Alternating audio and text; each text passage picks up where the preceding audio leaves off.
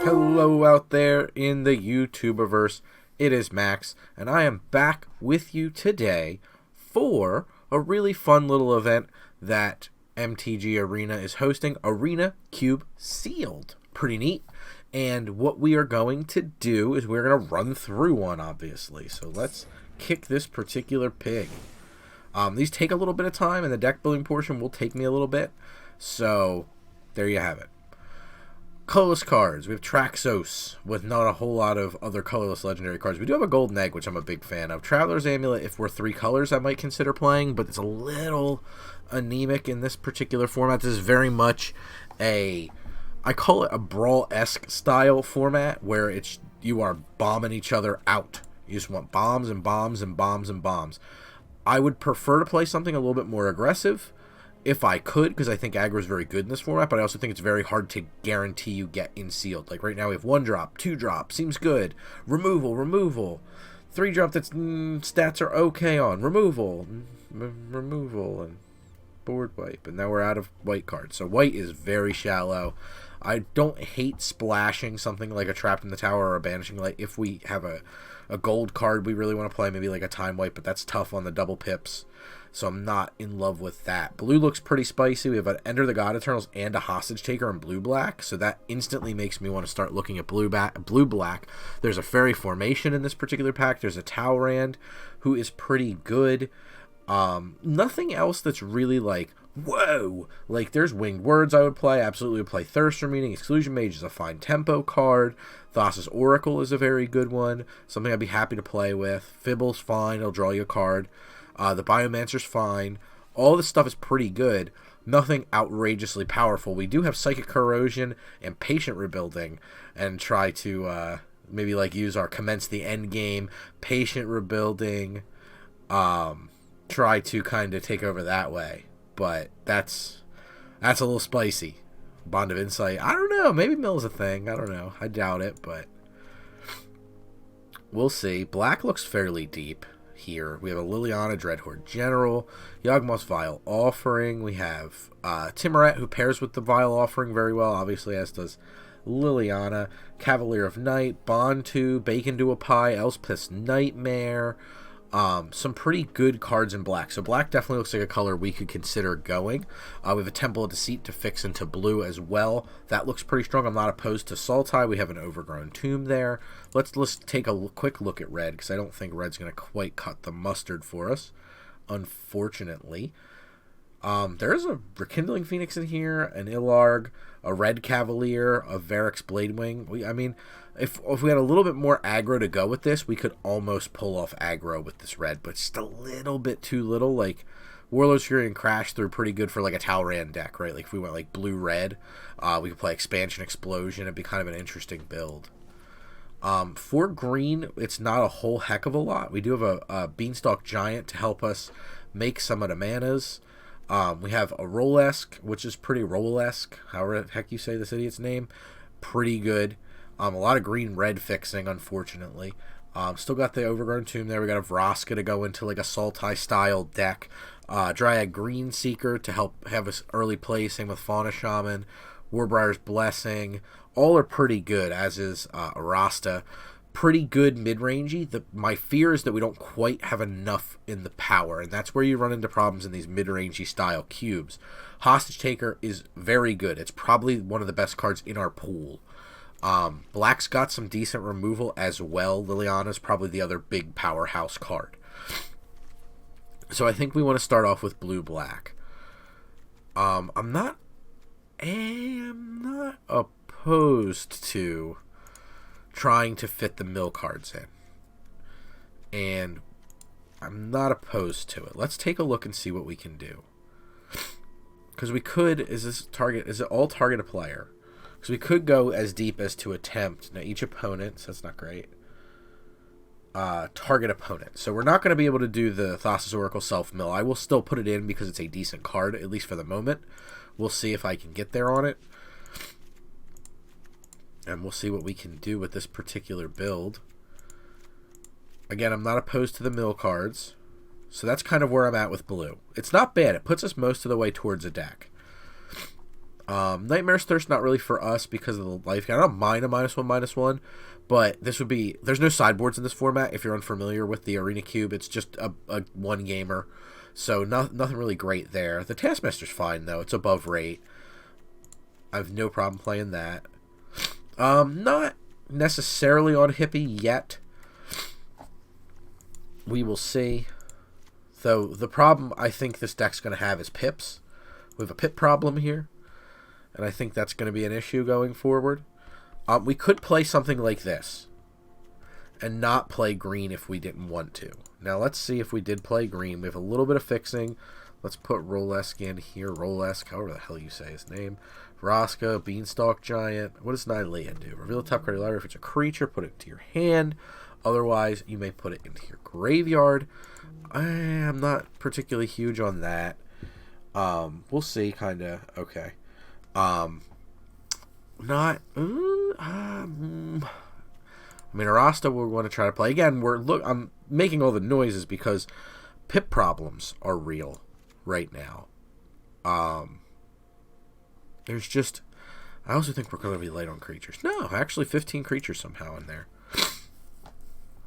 Okay. Wilderness Wreck is a very good Magic card. I don't know as though this deck has anything that it's set up to take advantage of Wilderness Wreck with. The Biomancer, you can only adapt one time. I mean, you could sink mana into it to trigger the adapts, but it only happens when the first one or more 1/1 counters are put on. Well, I guess we could adapt. All right, that's valid. All right, I didn't think we could do that. Yes, adapt one. Okay, that's real. All right, that's why reading the cards explain the cards. Timoret is a way to use mana. Dried Greenseeker is not. Not a heck of a lot. No. Fairy Formation, definitely the payoff there for that. No. Yeah, so not a ton in there for us. I don't think enough to justify using an entire slot when we're looking to make cuts already anyway. So Opt can probably come out. It's a little anemic. Quench is a question mark. Because we want early interaction, Quench might be good enough for us. I'm not in love with it. So that's difficult. Admiral's Order, it's that versus Quench, and to help kind of alleviate our pip issue, I would take that out. Timoret just seems a little too good, even with the double black pips. And black seems to be the spot where we're going to run into a lot of pips, because we have Liliana, Cavalier, Bontu. Blue, we're actually doing okay outside of Commence the end game, and we want a few pips because we want to activate Fairy Formation. This is a very hungry for mana deck, right? So let me just move the Beanstalk Giant over. The curve looks decent here so far. We need a lot of cutting, though. I'm not in love with cutting 2 drops if I can help it. It's got to kind of be a week or two. Let's move this to 6 and hope that most of the time that gets there. I think a 3 is probably going to have to go. I think we're going to have to cut our mill package, and I know as I click on those, I may lose a viewer or two, but I apologize. I just don't see a world where we're going to get there that way. I don't know if Talrand's going to be good enough either. Talrand triggers off instants and sorceries. We have 1 instant, 2 instant, 3 with the sorcery there, 4, 5, 6. 6 triggers for Talrand. It's not bad, but it's not necessarily very good either. It really depends on what else we cut, but cutting out the double blue pips I think will help. So let's cut there. Now, let's take a look again at what we're doing here. I like the kind of things stuck on a creature. That's why I think, like, the Psychic Corrosion's pretty questionable. The Patient Rebuilding is okay. Like, it could kind of go the distance for us as a 5-drop, but right now I just don't see it stacking up against Bontu, Fairy Formation, Cavalier of Night, Rolesk. Like, all these things all work together nicely. They work in tandem with Liliana, they work in tandem with Vraska. These things all pump out things that we can sacrifice down the line. Sapperling Migration fits into that theme, and I think that theme is a little bit more limited proven than Mill. Mill is difficult, and there is no doubt about that. It is a hard kind of gambit to play. If we had more like tokens and fat and we had a lot of ways to kind of buy ourselves time, I'm not opposed to it, because again, it is a mid-range format and Mill tends to thrive in those mid-range formats, but I just don't know if we're quite there or not. I don't think so. If we end up, if you're still watching and you're big on the Mill and you're like, I'm shutting this guy off, he's a jerk, if we drop a couple games, we will swap over to that particular style of deck. We can recalibrate and see what's not working and try it that way. Maybe the Thirst for Meaning's not quite good enough in here, because we're not going to really want to get rid of the few enchantments we have, and we have a Winged Words, which is just a divination, where this draws more, but then you do have to discard unless you have an enchantment, so I think we can drop that. Bond of Insight's a spicy one. That works pretty well with Thassa's Oracle in a long game. Yeah, I don't know. We have one more card we have to cut. I'd almost consider playing 18 land in this deck if I could, but I don't think we can cut 2 cards. It's already going to be hard enough cutting this last card. Pips are my concern, no doubt. Saproling's just 1 pip. Commence is 2. Liliana's 2. Bontu's 2. Cavalier's 3. Maybe we drop Cavalier, but Cavalier's very good, and it synergizes very nicely in this deck. I just don't think, and almost all of our, 2 of our pieces of fixing, fix for black. I think, and we have the egg obviously in there as well. I think that's kind of good enough to hang on to. Timurat, I think, is just too good. Gaining the life off the cards, the creature cards, is pretty solid. We don't have we're not flush with removal, but it's okay. I mean, Timurat works really well in the Mill deck, right? Like, kind of living the high end there. Order of Midnight's going to do a lot of heavy lifting in this deck, I think. It seems pretty good. Yeah, it's tricky. I mean, we're so kind of dead evenly split across the colors, because I know one thing that's glaring is Beanstalk Giant, and the question of, do you play your fixing in your splash color? Well, we're not really splashing. We are kind of dedicated full-on 3-color. I don't think we can do much better than that, unfortunately. I'm just trying to think of our last cut. I think we want to keep the Quench, because we do want cheap interaction, and we do want to make plays on 2. But then we have to get rid of something a little bit chunkier. Question is it just Saproling Migration? Is that card good enough? Probably not, compared to what else we're doing. We can make tokens, we can spit out kind of useless creatures, we can get creatures back. It could be Eternal Taskmaster if we're not interested in the Saproling Migration, but I think the Taskmaster, being a 2-drop, is a little bit better for us. Because attack, pay 3, return target creature from the graveyard to your hand is a pretty powerful effect. Especially when we're looking to kind of mill ourselves slightly. I think it's a little bit better than just generic make some tokens. If we get beat down too hard, we will look at fixing that. Right now for green pips we have... What did I just take out? It was not the Saproling Migration I intended. Oh, it just didn't move. Okay. Like, that was not right. So, I think we're here. We're kind of at almost like the dead even split mana base, because we're at almost the dead even split of cards. So, it is going to be a tough one if our mana doesn't cooperate. I'm hoping that we don't have a ton of fixing. We're not flush with like green creatures that tap for mana, but I'm hoping that golden egg does some work. That's really the key. We're leaning on that golden egg real hard. So we will see what we can produce. Right now we have 1-drop into 2-drop into 2-drop into 3-drop, and that is the kind of hand I'm into keeping. And we can definitely Thassa's Oracle for value here. Soul Warden. Okay, I feel good about my Biomancer. If they offer the trade, I will take it. I'm not... I mean, we can benefit from a long game here, but I'm not exactly looking to tangle with a Soul Warden deck. Okay, they do not offer the trade. So let's go ahead and get down Golden Egg here. Let's cancel that. Let's go ahead and attack, because they have to respect the fact that we can pump. So let's get in our damage. We'll trade damage here. It doesn't... I mean, obviously the Soul Warden skews race math, but we want to make sure we can hit everything we want to hit. I'm not itching to get down Thassa's Oracle right this minute. I probably will end up Temple of Deceit as my next play because I just want to scry. Well, obviously the Thassa's Oracle does do that for us. We're not behind the 8-ball yet. What I'm waiting for is them to make an impactful play that will inform what we're trying to do. Okay, so they look like they're pretty dedicated go wide here. So that's going to be difficult to deal with. It occurs to me, and maybe you're shouting at your screen, you've shouted yourself hoarse. I don't think we put in like our Balmy gold, blue, black cards. I think we hit Vraska, but I don't know as though... Did we put in... I don't think we put in Hostage Taker or Enter the God Eternals, so we will fix that post this game. That threw me off so much that I didn't make my land drop here.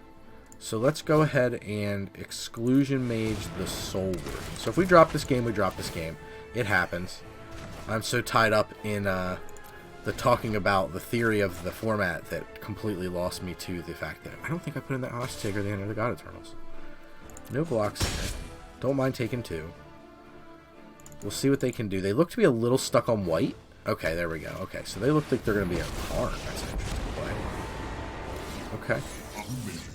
So we could definitely use a removal spell here.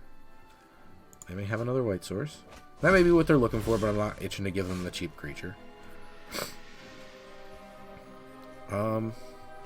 We could feign the double Biomancer with the trigger on the stack, try to do it again. I don't know how difficult Arena makes that play, so I'm not itching to do it yet. Let's just play a Green Seeker. We won't get flashy, and we will play a Temple of Deceit, and we'll bottom a Forest. No attacks here, not super worried about it yet. Now I would consider a double block with Exclusion Mage and Dryad Green Seeker. I don't want to go crazy against, kind of like a Karn that's not being pressured. It's not exactly where I want to be. Now that they've exiled something good with Karn, we also know a few things. We know they're playing green. That may be the only card they're splashing. But we know minimally they're playing green, and we know they have a good target now they can recur with Karn. So, a little bit more information from that particular play. Soul Warden. And an Eagle. So that's going to present a bit of an issue. We do need to figure out kind of how we want to answer that. So let's go ahead and play a Rasta because that's an easy early answer. Yeah, I don't see a need to. Wait a minute, put it in your hand. We'll wait on that. I'm not itching to hurry up on that. I'm not looking to put the hitch in my giddy up here. However that expression is supposed to be used. Go ahead and play land. No attacks. We'll end the turn. The unchecked Karn is going to be problematic. We have to figure out a way to deal with Karn. The Eagle, a little problematic, but we're at a pretty high life total here. So I'm not 100% concerned, and right now Arasta's checking the Eagle. Obviously we haven't seen a removal spell of the opponent yet, so it only leads me to believe that they have one. Teferi is certainly something that qualifies as a pseudo-removal spell, so it could just be put Arasta third from the bottom. This opponent seems to be pretty interested in cards, so it wouldn't surprise me if they just went up with Teferi. They have a pretty good wall, so I'd be surprised if... Yeah, this does not surprise me. So now we have to go kind of hard at Teferi to try to take him off the board. This is going to be difficult. Okay, and they're going to move, I assume, the Hydroid Krasis to their hand. Nope. They're going to use the Skymarch Aspirant to create another blocker. Makes sense? They missed their attack with the Eagle. Quench, I think... look at the top card. It's a land card. Okay, so we're just stuck drawing Quench. That's not great. Kind of not the draw we were looking for. The problem is we can't get past this wall. I mean, you saw how much the opponent respected the Teferi and that they left 4 creatures back to block our 3 creatures. So the question is, do we attack? And if so, how do we attack? Because the Exclusion Mage gets eaten. The Benthic Biomancer may have to get checked, and they may just be willing to force me to use the mana. I think I'm willing to do that, though, because I want to get something off the board, and I kind of can.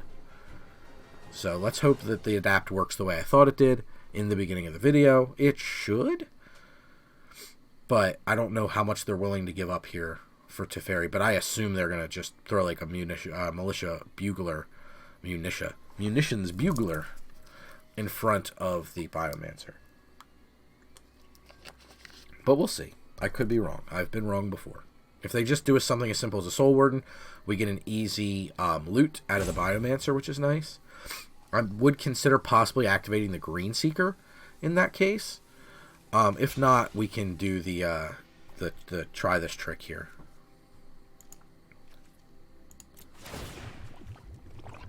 So, can I put full control on right now? Auto pay. And then activate again.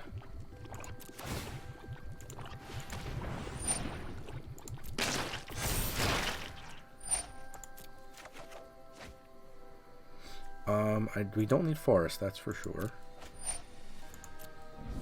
And you can't. Okay, so you cannot adapt twice. So, there we go. So, I'm going to go ahead and scoop them up because of our deck building snag there. And I think I want to go ahead and... I'm not going to be able to beat what's on their board, I don't think, with what's in my deck. I mean, maybe with Liliana, maybe in a very long, grindy game, but it's going to be really hard to come back from that, from the position we were in. And I'm 99% sure, yes, we did not put in our gold cards, which is a problem. So let's take a look at the deck now with these gold cards in. So maybe that is enough incentive to drop green. Let's go ahead and try dropping green, because it wasn't... Arasta looked good there. But do we necessarily need the green? I'm not convinced now that we do. We could splash Vraska. That's kind of free, because we do Hinterland and we do an Overgrown and we play it like that and we just splash Vraska. That ain't bad. That ain't a bad play. So let's take a look at what we have access to in this world. We could easily play an Oathsworn Knight now. We can easily play our Hippie. Yawgmoth File Offering, I don't quite know if we can play. I'll put it... I'm not quite sure about that. Not 100% in for that one. But we could go back to the mill package. We have 2 cards that let us mill. That's not a bad way to go about it. So let's go ahead and try Patient Rebuilding. Let's try Psychic Corrosion. And then maybe we put in the Opt. We could put in Talrand. We didn't really go up a ton of instants and sorceries, though. So we could consider... actually, Thirst for Meaning now becomes better with all of the enchantments we just jammed into our deck. So I don't hate this configuration. I actually kind of like it a little bit better. It's a little bit more stable. And as some of you are probably shouting at the screen, the configuration I should have been using the entire time. So I'm just going over to make sure there's nothing too crazy. Make sure... I mean, we did add quite a few... I mean, we added Lazav into the deck. We have enough legends that Vile Offering could be good enough. We could drop the Golden Egg because we don't need the fixing quite as badly, though I do like it to guarantee another way to Vraska or to fix for the weird pips that we have going on. So, 5, 10, 13. Well, we also are going to have to make cuts because land didn't auto go back in. Arena's just messing with me. I'm messing with me, and Arena is doing just as equally good of a job of messing with me tonight. My apologies if this is your first time joining us. That's fair. Probably want more black. So that's 19 lands, yeah. So that's 13, 16. No, is that good? 16. No, 8 and 7 is 15, 18. So I don't need 18 lands. So we'll do what they suggest and keep it even. Well, it's a little bit... it's even up to the Temple of Deceit, and then, yeah, no, dead even. Because the black source and blue source, both that tap for green. Alright, cool. So that's all peachy. Alright, so let's go back to reevaluating then. So maybe we go back off the Thirst for Meaning, Psychic Corrosion, Patient Rebuilding plan. So 41 cards at the moment. I think that's kind of the correct configuration here. We just need to figure out... I think all of our 5s are pretty good. Though maybe I'm overvaluing God Eternal Bond to a little bit. You don't have to sacrifice anything. It couldn't just be a 5/6 menace on turn 5. Like, you don't have to go ham and sacrifice something. Right? Like, that's an important distinction. Maybe Lazav makes the Taskmaster a little worse now. We already have the Order of Midnight for a little bit more recursion. So yeah, I think that's a fair configuration for now. Let's try that. Let's see what we can make work from here. Hopefully, this game goes a little bit smoother, though the mana troubles were not adamant in the other one, so that's cool. Playing against some kind of Catman. Opponent goes first, and funnily enough, we have mana troubles when we have 2 colors. We'll keep this, though, because we can cast Timuret minimally on turn 2. And we have the Order of Midnight, which I'm not itching to cast right away. We'll see what the opponent does. Nothing. Okay, we'll play Timuret then. And the next turn, we can Exclusion Mage attacking for 2. Assuming, you know, the Timuret doesn't just die or something. Okay. Definitely holding an instant because it's holding priority and they can't activate their Castle Locthwain yet. They need 1 more mana. So they're definitely holding an instant.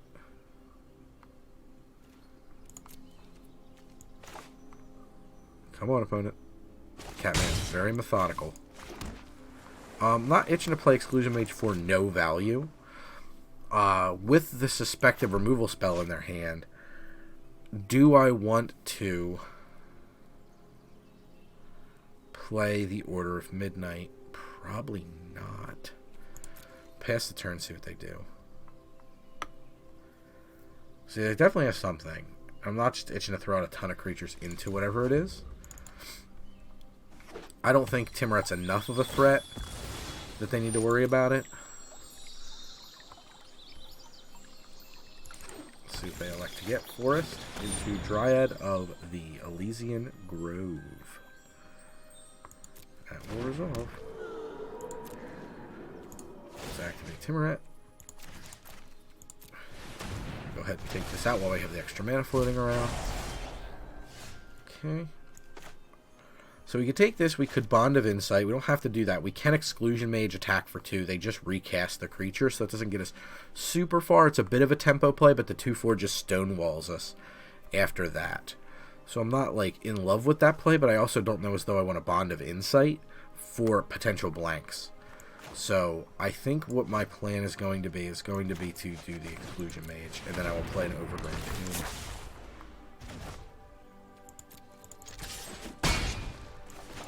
We will have that enter tapped, and we'll pass the turn over to the opponent, who is so far 3 colors. I assume they're going to be 3 to 4 colors with this Dryad in their deck. And the problem is the Dryad is going to make their deck look real impressive.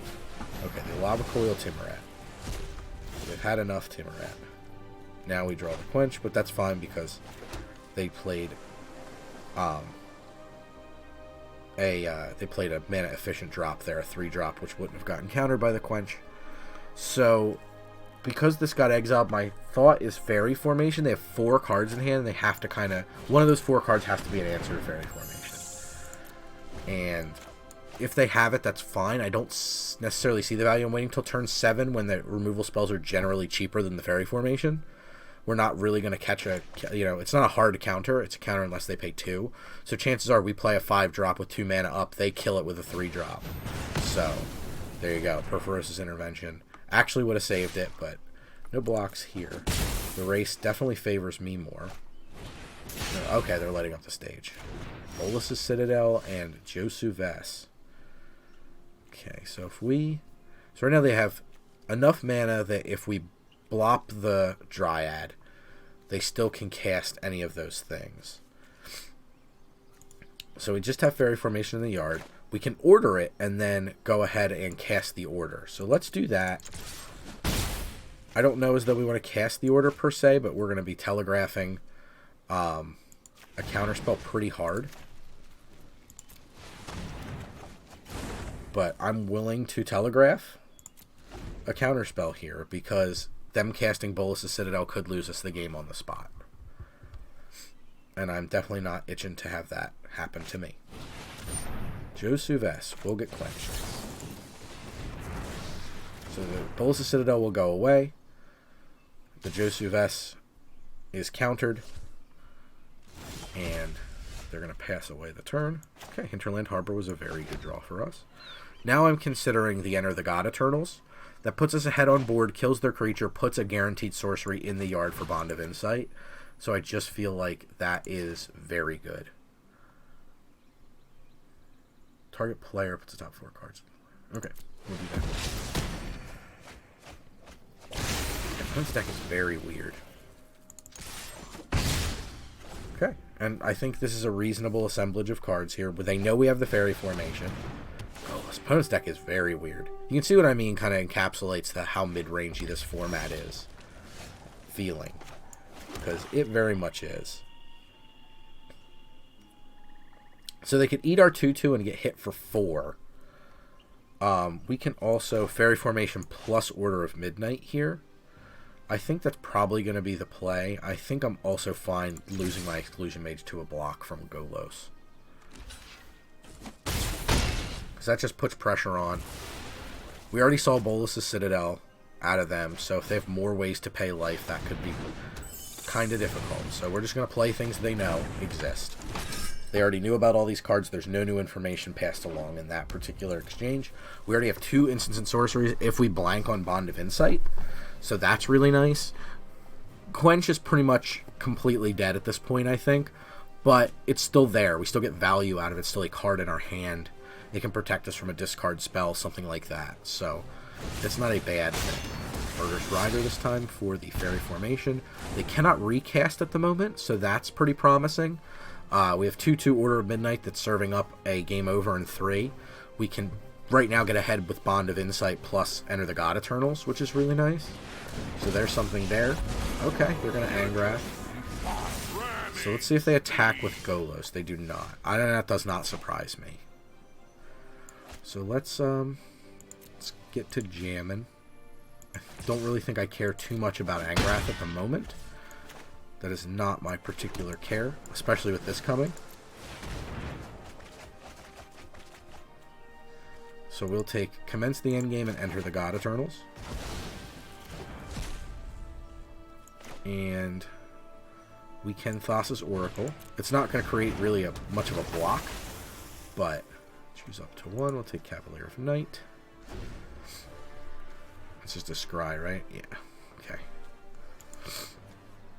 Captain Lannery Storm Diver. So it looks like they're like Rakdos aggro, but they decided to splash Golos and company, which seems a little weird, almost like they didn't quite get enough playables. I imagine this is going to go after the Order of Midnight, if I had to guess, because that's the most, that's the most difficult to handle threat. Let's see how sharp my axe is. We're going to be able to take out their Amass token here with Enter the God Eternals, which I think is the correct play. We're going to have a huge Amass at that point. So we just kind of want to keep running them down. We're also just taking all of their cards. And 8/8 Amass token is the real deal. They have to block with Golos. Now we could have nugged Angrath for one, but I just don't really care about Angrath, to be honest with you. I love Angrath, one of my favorite characters from a flavor perspective. But game-wise, I kind of just don't care. We got to watch the Wolves because they can up Garrick's loyalty. So we have to be a little careful about that. Okay, and they're making a wall of critters. They're continuing to do so. Okay. I don't know if they'll attack with the Robber. They very well could. Okay. Bacon to a Pie is a nice draw. So we can't do everything, right? Like right now we have 3, 6, 7, 8 mana. So right now we cannot double spell. Just straight up cannot double spell. So we have to consider what our options are here. We can certainly play the Cavalier, attack. We have a target to get back with it with Order of Midnight if they kill it, which I think makes it pretty valuable. I think we want to do that. Sacrifice Thassa's Oracle. I think we want to kill probably Robber of the Rich. Maybe not. Maybe we want to take out a blocker. They have 6 cards left. The Murderous Rider could come back in short enough order. Kind of fine with that, though. That's one of the cards in this format that actually is checked fairly nicely by... We can't attack here, unfortunately, I don't think. One of the cards that's checked pretty nicely by Timoret in our yard, in our exile zone. I don't think we can really attack there because... We don't really have... I'm fine double blocking this, by the way, this Robber. But I don't think we can really attack because of the wolves dying and making Garrick big enough to just kill our 8/8. That's kind of our concern. What we need to do is just find a way to push through the last little bits of damage, or recur something and mill them some more, because they are down to 6 playable cards. So at this point, we're just kind of trying to survive. With this life total, we're in pretty good shape to do so, especially with the bacon to a pie being one of the cards in our hand. We can't ignore the fact that opponent could very well be playing discard of some stripe, so we can't just we just can't ignore that. So we have to be careful and cognizant of that. So they didn't attack with the robber. I don't think they can afford to Karn up. I think they're Karning down and trying to just Alpha Strike us to death. They're Karning up, which is, to me, very surprising. That puts them very much... that makes me think that they're declaring they can win the game in enough time, which I find to be a little dubious.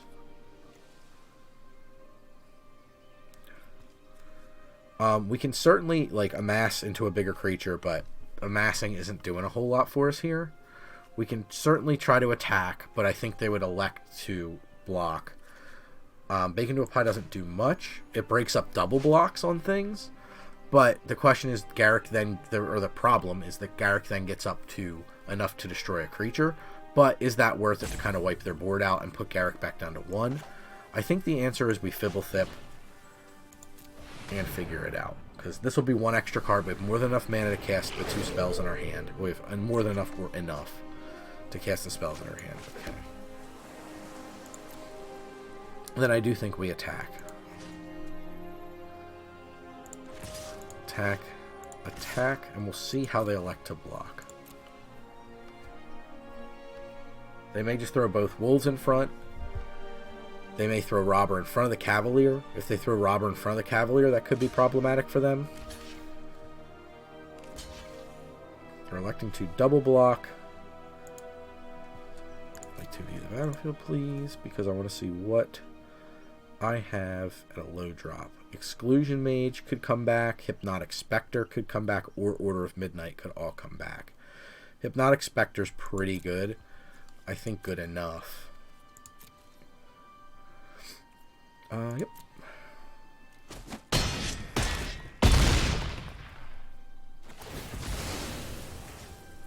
So Hypnotic Spectre is going to force them.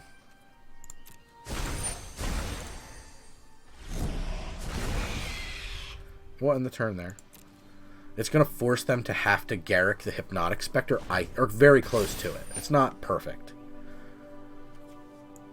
We could Bacon to a Pie the Robber of the Rich here to deny them draw of 2 cards. I think that's probably the correct play. With a Hypnotic Spectre on the board, I think I'm into it.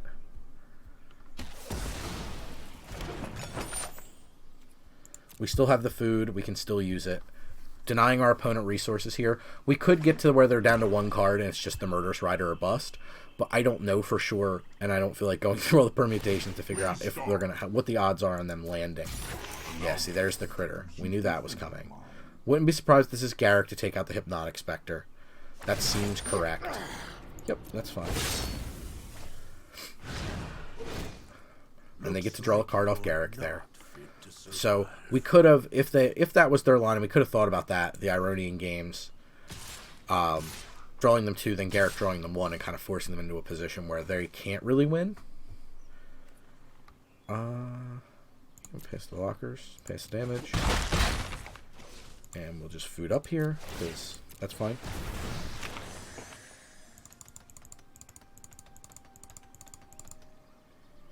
Gonna gain 3 life eventually. They went to end pretty fast. I don't know what they're doing here. Come on. You either have an instant you want to cast or you don't. That's either way cool with me.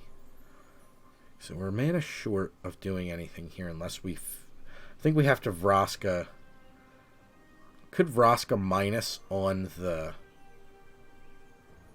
Non-land permanent with cost 3 or less. What does this do? It just creates a gold token? What is gold? That's just mana, right? Yes, okay. Been a minute since I've dealt with gold. It's a good question as to what we do here. I think combat is correct.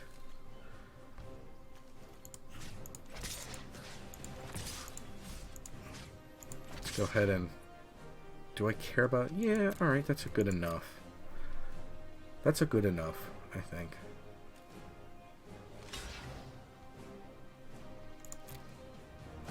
Yeah, you don't care about Angrath. Could have aimed at Garrick as well. I think that would have prompted a block.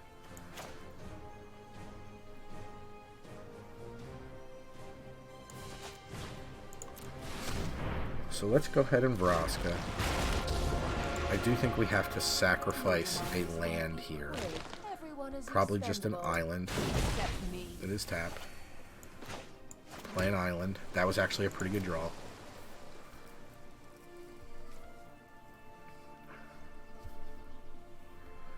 And this ties up all their creatures into Vraska if they care. They kind of have to dead me. I think this kind of spreads them a little too thin. We know they have a Murderous Rider coming, which is fine. We're just using Vraska for value at this point. So I don't think there's too much coming up yet with one card. They're making another creature with Karn. So that's fine. That's going to be 7 damage coming in at us at the moment.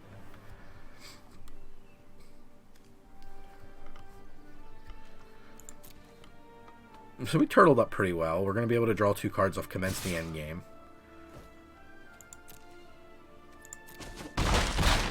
Yep. And them having to use their wolves is pretty rough. They're going to make 2 more. You cannot run or and not do anything else. We're going to commence the endgame. Just pretty fitting. I think the endgame is reasonably commensable.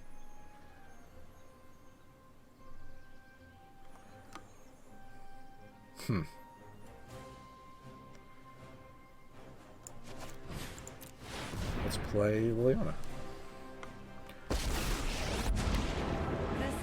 We'll just make a zombie, I think. All we're doing now at this point is walling up. We know they have the Murderous Rider in their hand. Good help is easy to find in war. And we can Vraska up. We're down, potentially.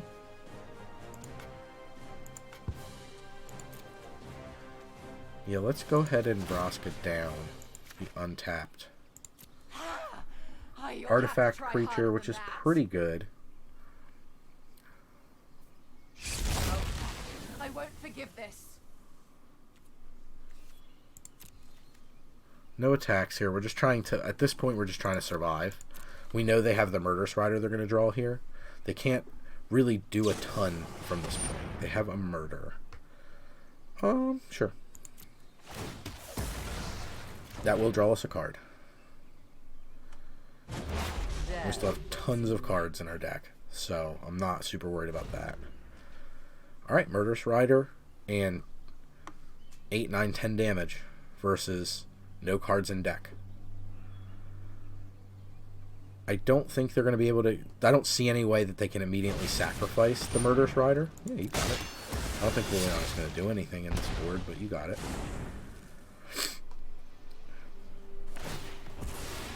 They're going to use Karn for their last critter. And they're going to make more with Garrick. So they've walled up pretty good. So we're going to activate our Biomancer. See what we draw.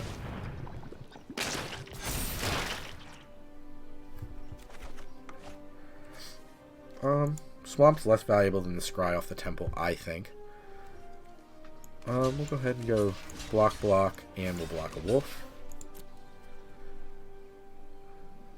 And they can elect to arrange blockers however they choose.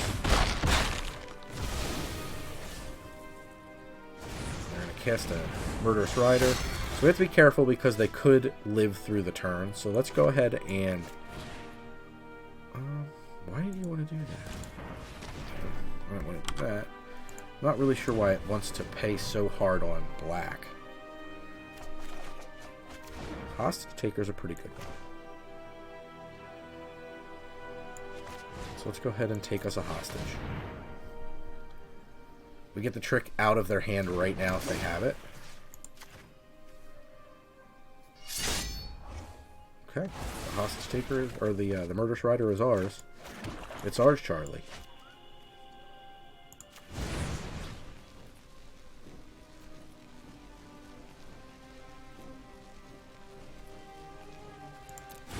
do I just want to leave this sit here?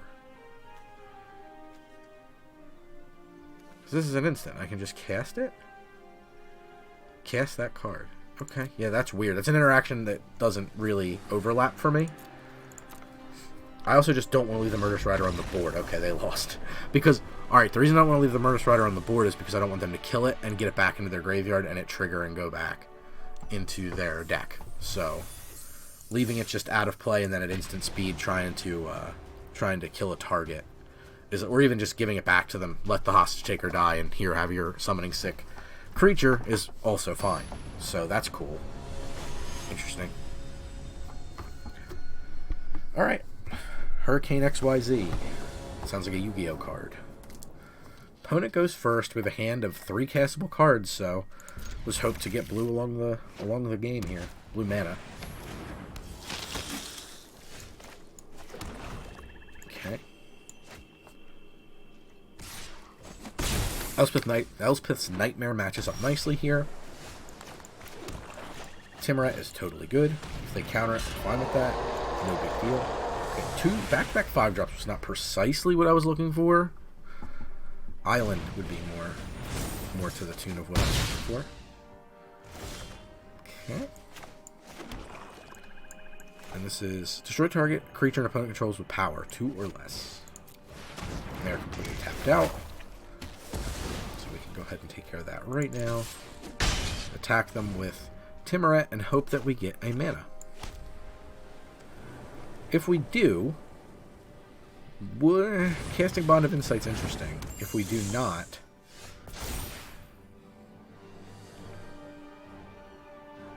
player discards that card. So I think we want to get rid of Teferi because that's the more pressing card that's a little harder for us to answer currently. Let's go ahead and attack. Fantastic. The question is, do we want to play the just cast the Order of Midnight? I think the answer with an Empyrean Eagle in their hand might be no. So they draw white source or blue source. They go Empyrean Eagle plus Fairy Guide Mother. So that's problematic. So I don't, but the Order of Midnight's good fodder for the Cavalier of Night. So I guess the answer is yes, and then we activate Timuret as well to get rid of Teferi and the creature from their deck and skew the race a little bit.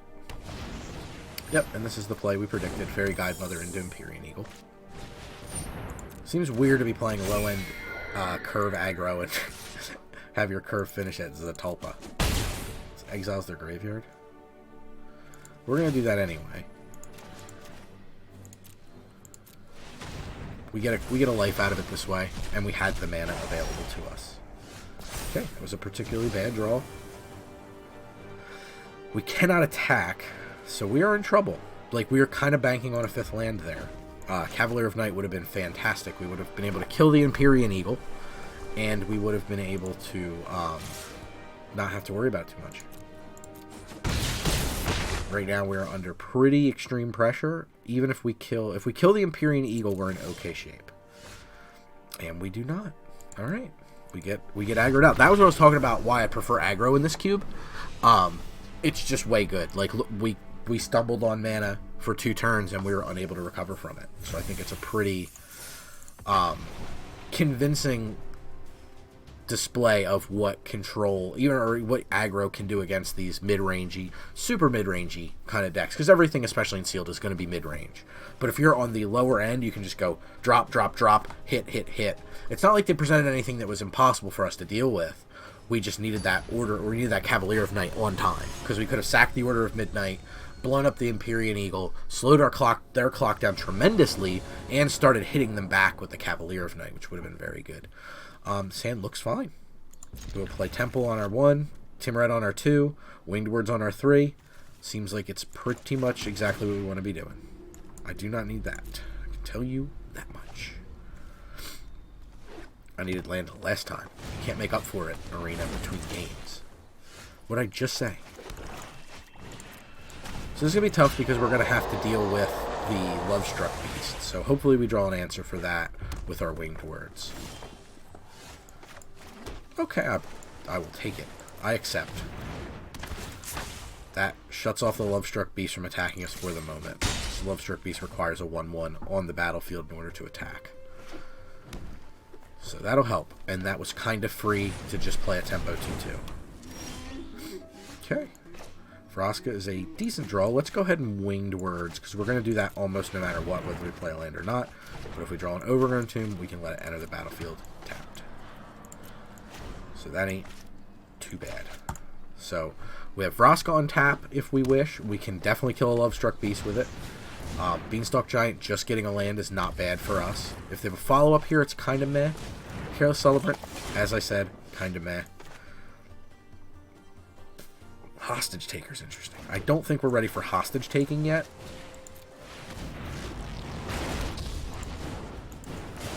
I lead the Golgotha. Flatter yourself. No attacks here. So what I'll probably end up doing is if they attack, we'll run Exclusion Mage into the Careless Celebrant. They can't take out Timuret that way. They're at 6 mana, so they're definitely ramping harder than we are. Next turn we get to Liliana, however, and that's pretty powerful. If they can't check, ooh, that's very powerful. And that kind of really takes a backseat to Liliana-ing.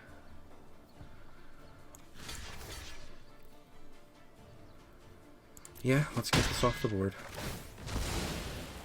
So they're going to nug Vraska with the trigger. No choice there.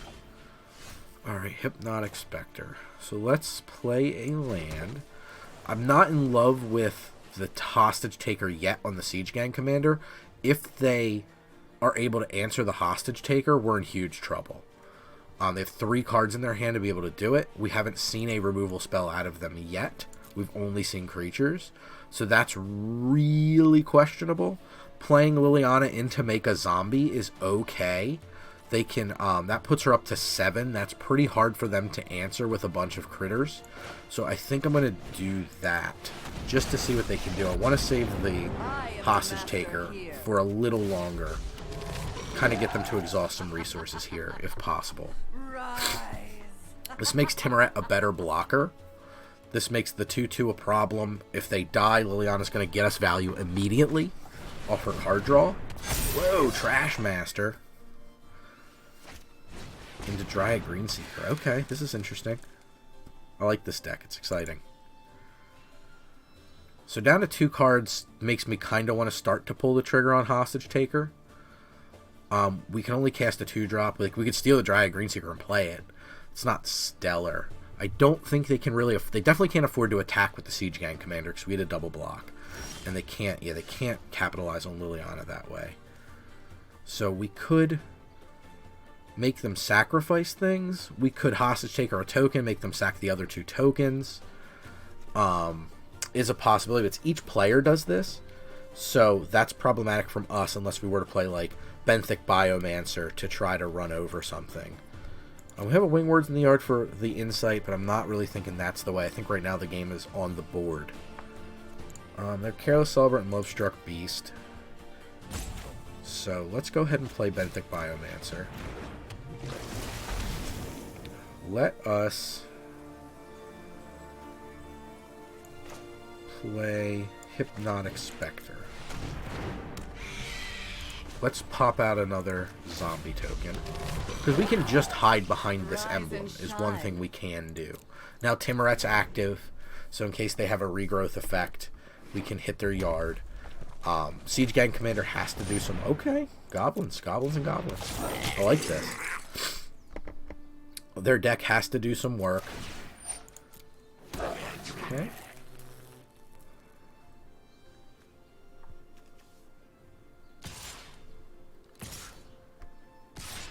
Okay, it looks like they're going to go for trying to take Liliana down.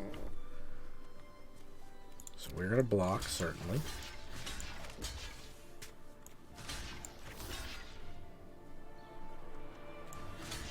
I think we can block like that. Try to keep Liliana completely protected. So they have the option now to start sacking things with Siege Gang Commander. Doesn't get them super far. I mean, they can knock 4 loyalty off of Liliana. They could put more damage onto Timuret if they wish. I'm fine with all of those things.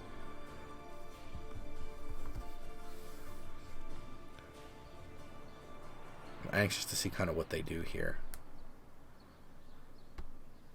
Our current concern is the Legion War Boss. That's a little bit of a concern.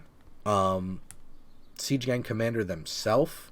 Oh, did I miss a token? What am I blocking? Oh, I thought I was blocking enough. Okay. Leon took some damage. We get to draw some cards, which is nice. Elspeth's Nightmare is a great card to draw. Clothis. Okay. Cavalier of Night's going to be kind of key. Let's go ahead and activate Timurat and get rid of their critters. Not so much into the drawing a card because all the cards in our hand do something, so the looting off the Biomancer is not exactly where I want to be. I think the answer to the question is we're going to Cavalier of Night, take out the Trash Master,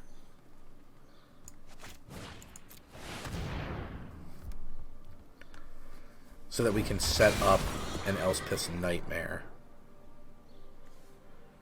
Let's sacrifice the zombie token.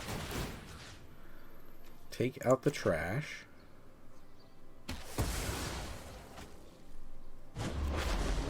Draws a card, which isn't bad. That was a reasonable draw for us. Let us again make a zombie token. This looks like a fun new toy. And now again, this puts them in a bit of an awkward spot. Hopefully they remember their green secret. Looks like they are. Good on you, opponent.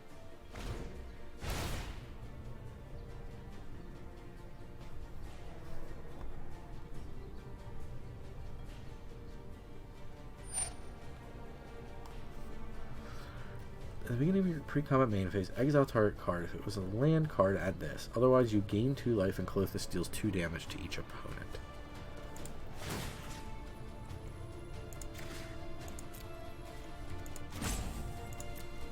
And we will steal that from Clothis.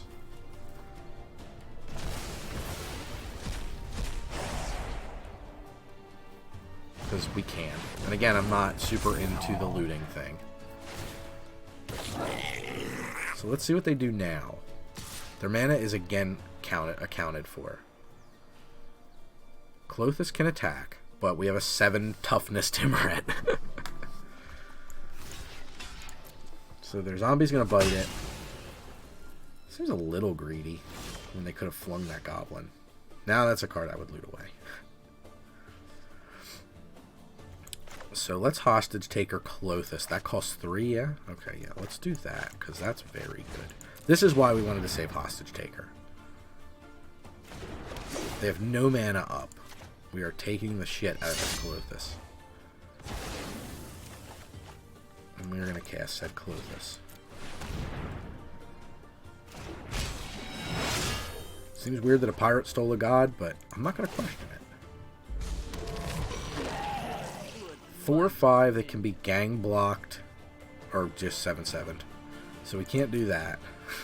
Forgets about 7/7. Dryad Greenseeker, seeking the greens. 8/8 Beanstalk Giant. It beats our Timurat. And an Untamed Kabu kicked. That's cool. 8/8 will just get checked by a zombie token. It has no form of evasion, so that is very little concern to me. Again, opponent has tapped very low. They can fling this particular this particular goblin, however. So they can activate Fling and probably put 2 damage into Liliana, is my guess. And this is the reason why we need to try to figure out an answer to the Siege Gang Commander, which will come by way of Elspeth's Nightmare. Here we go. Exile target card from a graveyard. It was a land card at this. Otherwise, gain 2 life and Clothis deals. Yeah, we have the Bond of Insight, but Winged Words isn't super powerful here. We're already up on cards for from the opponent, and Liliana's going to draw us a steady stream of them. So I'm not super worried about that. Now the question is, do I War Boss or do I get the Siege Gang Commander here? I feel like the War Boss is a more steady flow of goblins.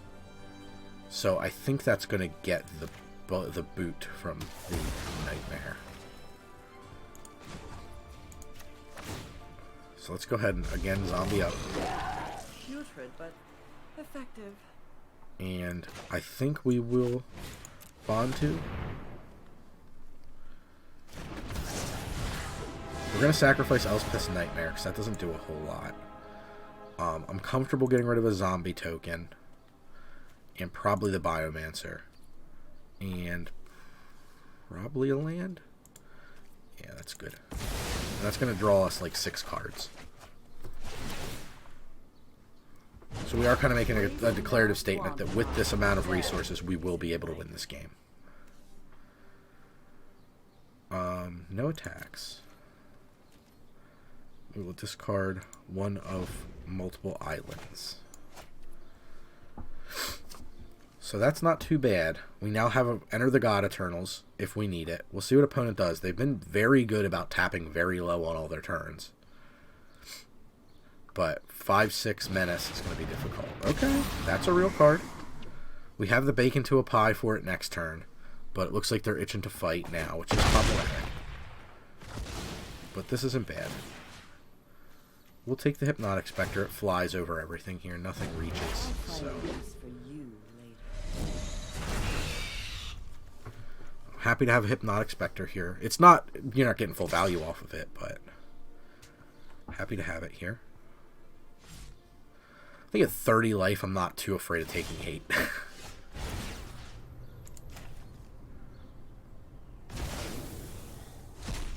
Okay, cool.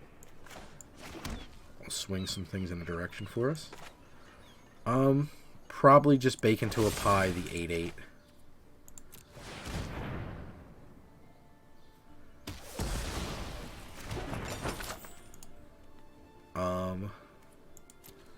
We can bond. That's a very declarative statement that we can win. We do need to be a little careful because there's no guarantee we can win here. So I'm a little concerned with that particular. That's very, very big statement. So let's get back the Cavalier of Night. Though, with the bond, we can try to win, set up a win with Thassa's Oracle, is a thing we can do.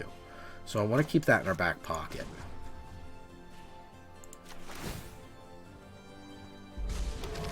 Smelly, but effective.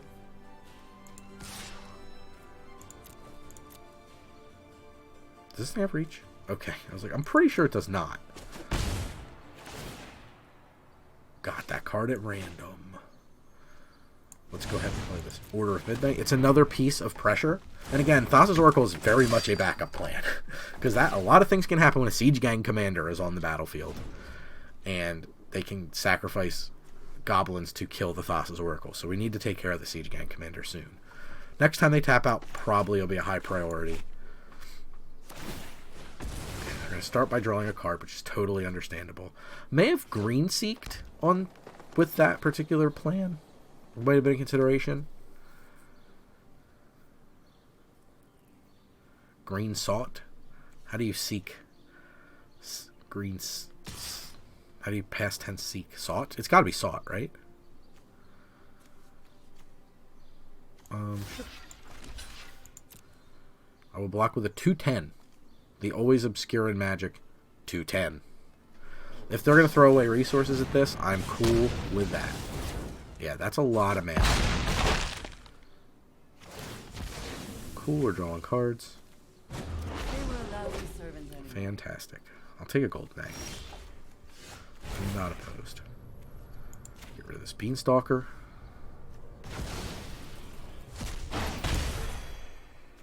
Let's go to combat and attack. So I'm just trying to see if they're going to use the Siege Gang commander. And it looks like they're kind of itching to do so. And I don't blame them. Taking a creature out of the sky is not a bad plan. Yep. Draws us more cards. Not a problem. I've learned much from your death. Okay. Let's go ahead and play an island. Let's play an order, or sorry, a Cavalier of Night. We'll sack a zombie and we'll take down the Siege Gang commander here.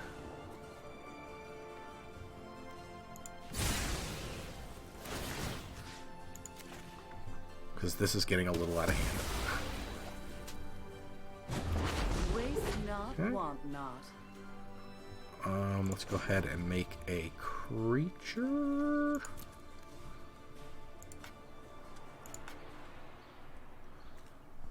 Yeah, I think one more time making a creature is good. And we can play a golden egg, and we may as well. It draws us a card, which isn't necessarily what we're looking for per se. We're going to seek some greens. And good news, they're drawing a spell. End of the turn. Sure. We discard how many? 2? Got plenty of swamps to discard, no doubt. Could have gotten rid of a quench, because I think at this point, if they're tapping like that much mana, I don't know what the heck they're up to, but I'm happy to catch them with this really bizarre quench. Cavalier of Flame. We could quench them. What am I doing with the 2 mana elsewise? I can sack food. Okay, that's cool. Not really doing a whole lot. Like the Lord Pump thing is pretty good, but we just have them so checked. They don't realize it, but we have them pretty checked.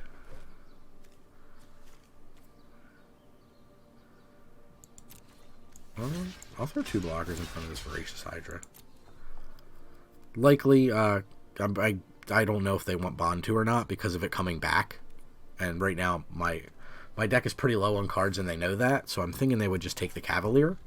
But the Cavalier gets to get back the Hypnotic Spectre, which they killed. So there's kind of drawbacks to both of these blocks. Let's see if they're going for Bond too.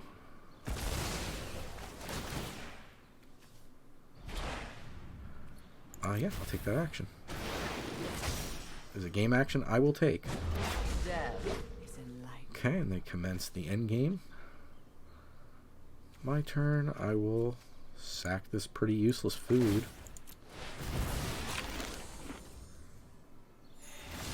So we have to a nice, healthy 40. Let's take out Siege Gang Commander here.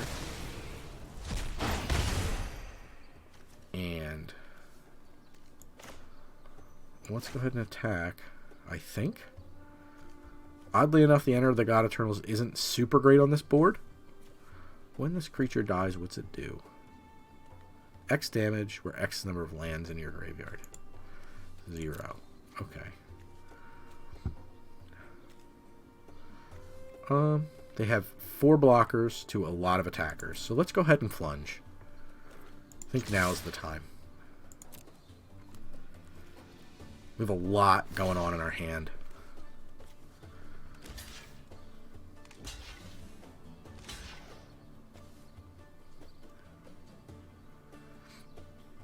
Yep.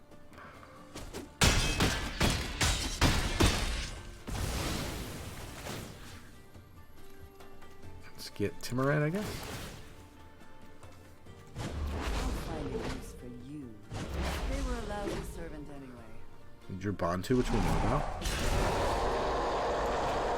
Play an island here. Play a... We could try to win right now. Because we Fibble for a card and then Thassa's Oracle. Kind of spicy. Let's try to win. Each player sacrifices 2 creatures. More useful in the grave. I'm sure they're going to be mad. They may rope us out. But, I mean, I've drawn nearly every card in my deck.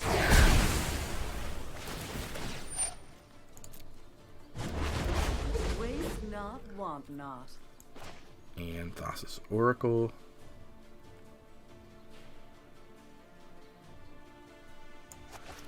Don't see a way we lose here.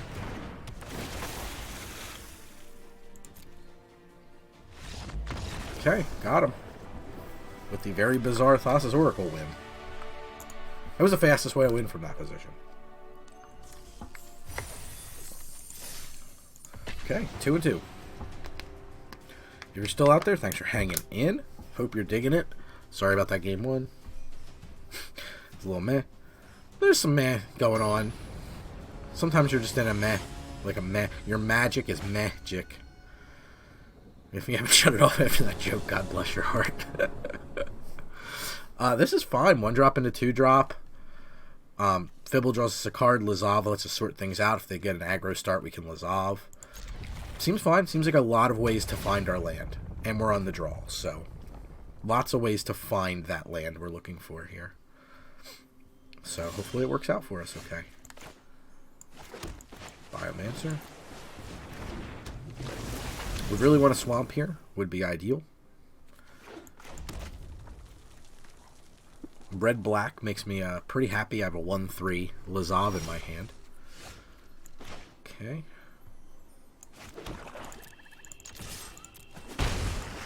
Land was a good draw. I would prefer that it was a different color. Let's play Fibble. Because right now, any blocker in a storm is pretty good. I'd still like to try to get to that swamp on this draw if I could. It'd be fun. Get that Hypnotic Spectre down. Maybe they don't have an answer, and we can actually, like, old school hit with a hippie. Damn it! This has reach. I drew the swamp. Oh. Oh. Oh. That's no bueno. Is that Vigilance? It's reach and trample. I mean, we could try to check them with the Hypnotic Spectre. I think that's a good idea, and here's why. Because it means they can't attack, right? It also means that we could double 2-drop with Winged Words. So we could Winged Words plus Lazav or something. We could Winged Words plus Timuret. So that gives us some ability there. Or they kill it. Okay, and that's not bad. If they attack us, that's kind of fine. It's not great. Don't get me wrong. I'm not, like, excited about it. But it's okay. I think we're going to Timuret here. Let's start with a Golden Egg. Follow-up being Timuret probably is smart, so let's blue. Okay.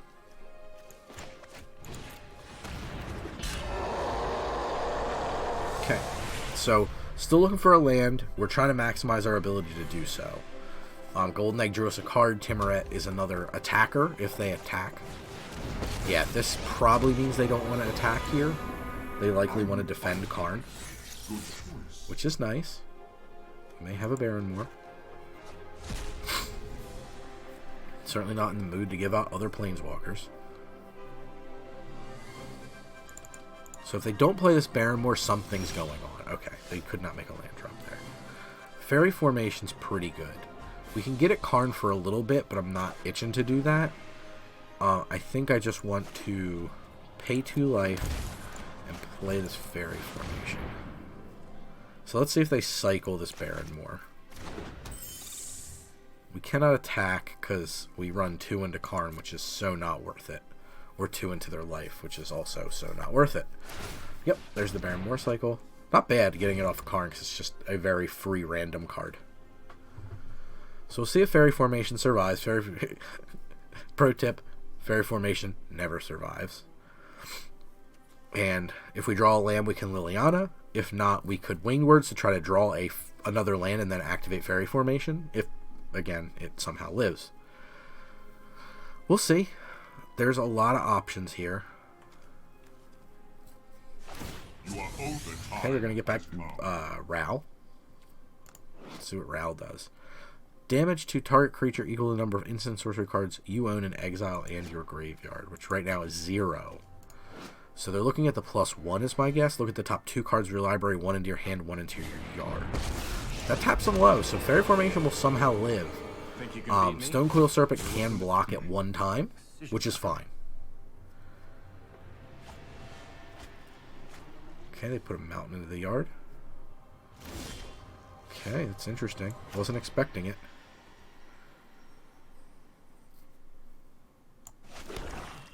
I think we Liliana here.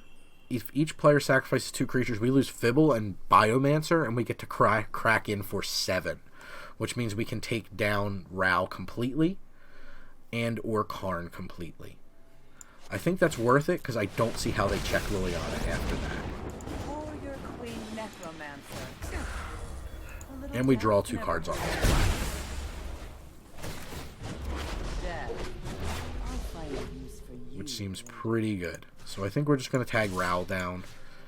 Karn is not stellar, but just 1 hit from Fairy Formation takes Karn out, where Ral can just keep getting them through cards quickly. Where Ral can do that, Karn, it's a little bit more selective, so they have to really think about what they're doing. So there's some options there.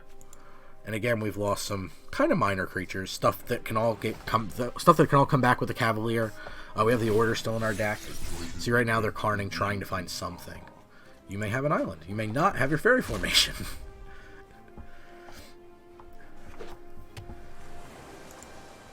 Yeah, so it's interesting. We'll see what they have. They have quite a bit of mana at their disposal.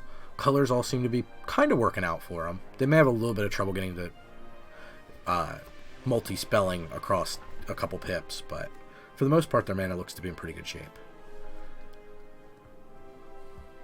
But you can see kind of how mid-rangey these games are, right?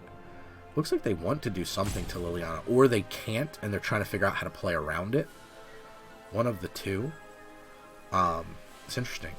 They have to do something, because right now it's like kind of a game of protect their Planeswalker and simultaneously see if they can deal with ours. So that's why we're in a pretty strong position, because they need to protect the Queen as well as try to attack ours. So they're going to Elspeth's Nightmare to take out Timoret, which isn't a bad thing. That means Karn gets to stick around. So, not the worst thing in the world for them. Okay.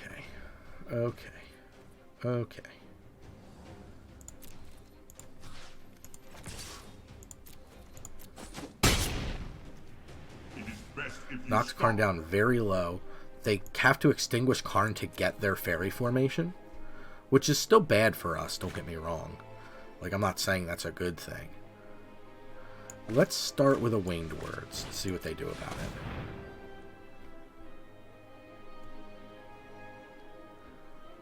Because drawing 2 cards here is kind of exactly what we want to be doing. Okay, it's Cavalier of Night, as previously mentioned. Temple of Deceit here is a fantastic draw in terms of lands. Oath Sworn Knight. I think that's good enough. And here we'll Liliana up to make a zombie. And I think we end it there because this reveals their hand. You choose a non-creature, non-land. So we could Bond of Insight to get back. We know we guarantee hit Winged Words. I don't know as though I'm itching to get that back, so we could do that. It could also be very good for the opponent with things like Ral in their deck. So that's an interesting one. If they counter it, it's kind of gravy, though. So I'm going to do it. We have the Cavalier in our hand now for recursion. If they want to counter this, that's fine. That means that their number 2 chapter does not fire. And they know we kept a card on top with our Scry, so that could very much concern them. So I'm hoping this gets countered, honestly. Because if anything's going to get countered, I'd prefer it be this.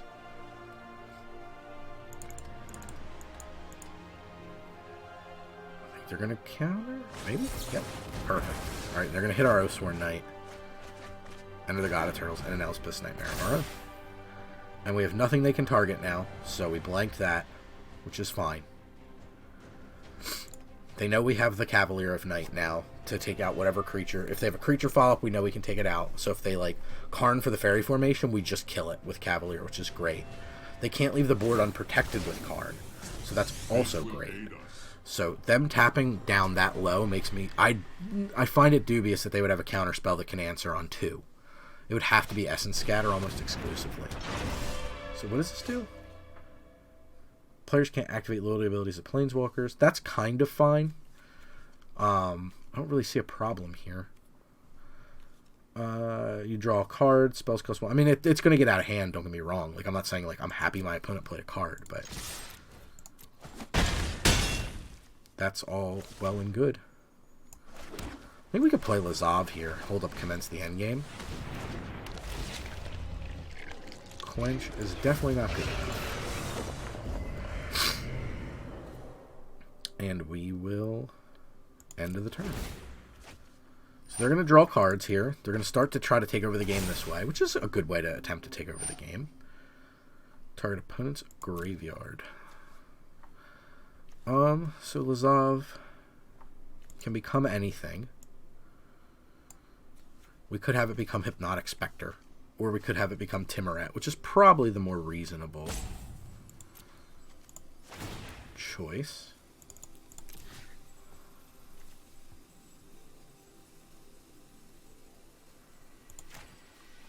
And we'll submit 1, pay 2.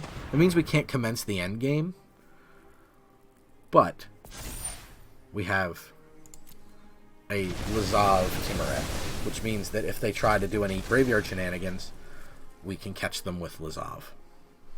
So that's a little bit of insurance. It may be a little questionable when we could just unquestionably draw 2 cards, make a 2/2, and add to the board that way. But I don't know what the opponent's got up their sleeve. And we can still activate Fairy Formation.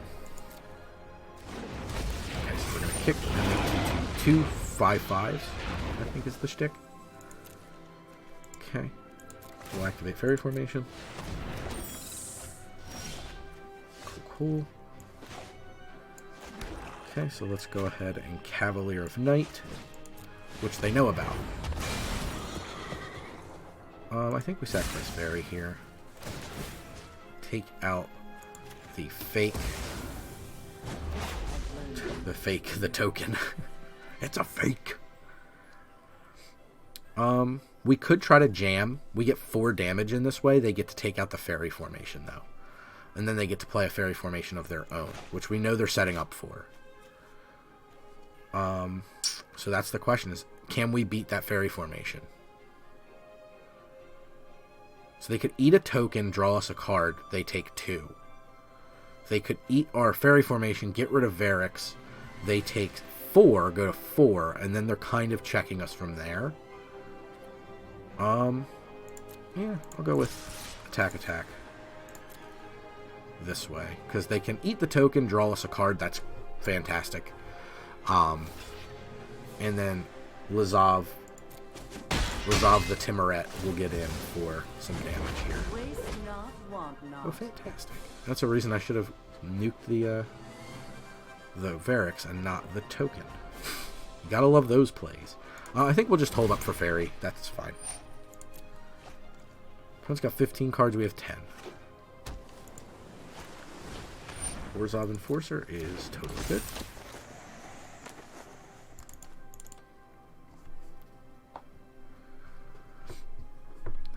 Let's see what they do here.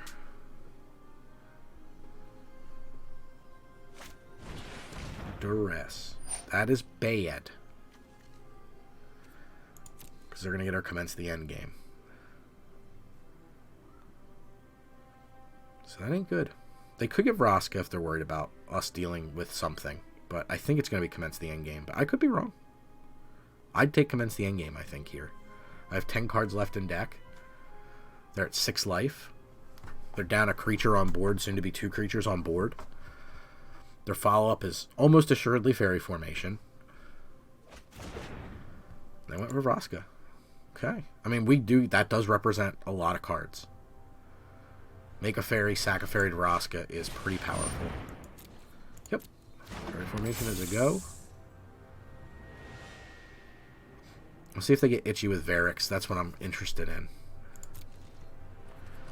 Okay. You really can't because of the fairy token, but you never know. Okay. Going to play Hinterland Harbor. We have 8 cards left in deck. 1 Vraska in the yard.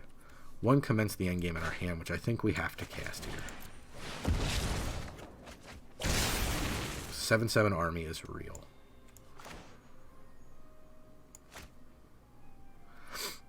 We can flunge here and just bounce the leftovers. So we get in for This probably gets checked by Orzhov Enforcer. This gets checked by probably Varix. This gets checked by this.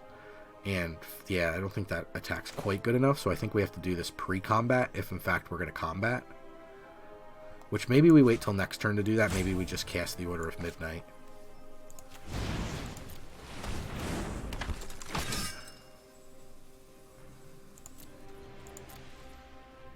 Yeah, I think that's fine. Opponent's catching up though, 13-6. It's going to be interesting. Exclusion Mage is going to have to do a lot. We're going to have to draw kind of well.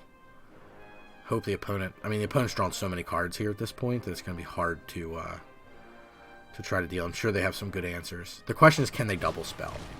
Cast Down's a good start to being able to double spell. Sure. Resolve. See if Liliana loses us the game here.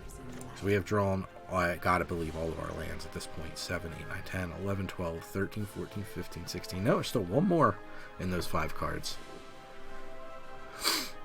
But the opponent only knows about 3 of them being lands. There's 4 unknowns here in the opponent's hand. And words. Yep. And opponent is kind of free to do this. And now they're gonna... It looks like they're gonna be able to triple spell here on this turn. Because of the Immortal Sun. May even be able to quad spell here. You never know. But that's how they're going to get ahead, is playing more spells. They have to be spells that count. That was not bad.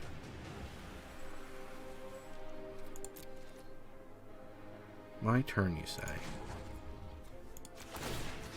Let's go ahead and take care of some stuff. Stone Coil and Ral seem reasonable.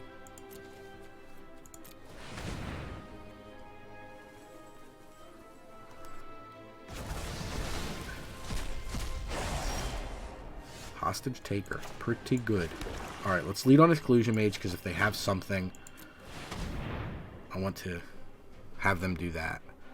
Exclusion Mage, or Hostage Taker can still let us cast the Varix. See if they make a fairy, that's kind of gangbusters for us. I think we win this game if they make a fairy. We shall see. Very interested to see what's going to happen right now. Almost no matter what happens, we're going to have to Hostage Taker that Varix Bladewing. We can't kick it, but it's another 4/4 flyer. Oh, this is exciting.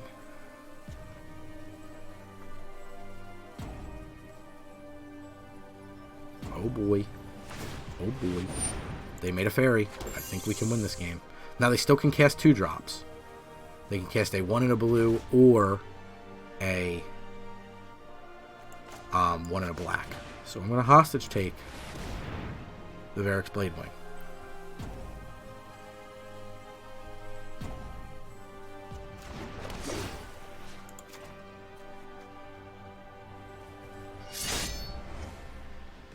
I'm going to cast it as my first action, because if I pass to combat and they kill the Hostage Taker, that's a problem.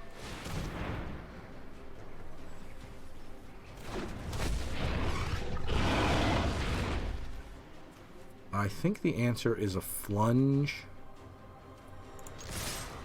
Yes. Fairy gets to check. Fairy if they want it. I think they have to soak up damage here, but I don't think they can do enough. It says lifelink or death? Just death touch. Okay. 2, 4, 5 damage so far. And it looks like they are going to be able to spell. Disfigure. Okay.